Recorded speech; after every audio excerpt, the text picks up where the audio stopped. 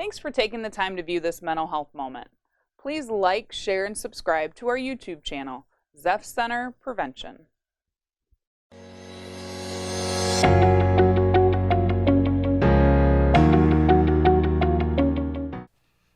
Imagine for a moment that you watch as a small child in front of you takes a horrendous fall or makes a terrible mistake.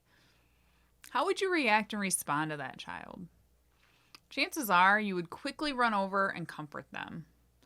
Yet, how often do we criticize and hold ourselves hostage for the mistakes and failures that we have made?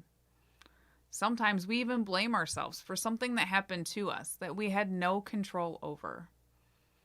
Why is it so difficult to show ourselves the same compassion and comfort that we would show to that little child? Stop for a moment and think about all of the words you have spoken over yourself lately. Think about what you have said to yourself and about yourself over the past few days. Now think about how easy it is to start believing these words and how they can begin to define who you believe that you are.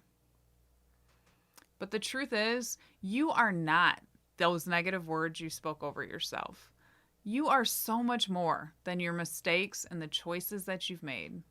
And I believe you were created with a purpose inside of you. And this truth, if you choose to believe it, can set you free. It can set you free from the guilt and the shame that so many of us carry around. What if you became your own best friend instead of your own worst critic? Think about how that would change your day-to-day living. So ask yourself, do I want to be free from this prison of self-doubt, negativity, criticism, and blame?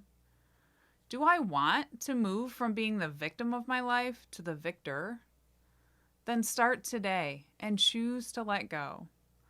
Maybe that means you start by admitting the mistakes that you've made and asking for forgiveness. Both forgiveness from others as well as forgiving yourself. Do it and then let it go. Let it live in the past where it belongs and move forward so you can live freely in the present. Studies continue to show that the lack of self-compassion and forgiveness leads to feelings of depression, anxiety, and even self-harm.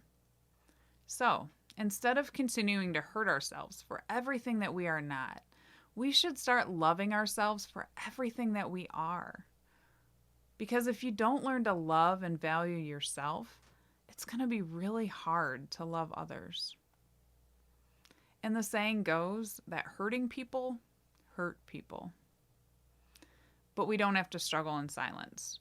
We can choose to let go of that self-pride that can often hold us back, and instead choose to come as we are and share our own truths with others as we reach out for help.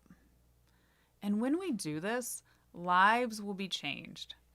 Not just our own lives as we begin to personally heal and move forward, but also the lives of those around us, because it gives them permission to be free and vulnerable as they realize that they too are so much more than they once believed that they were.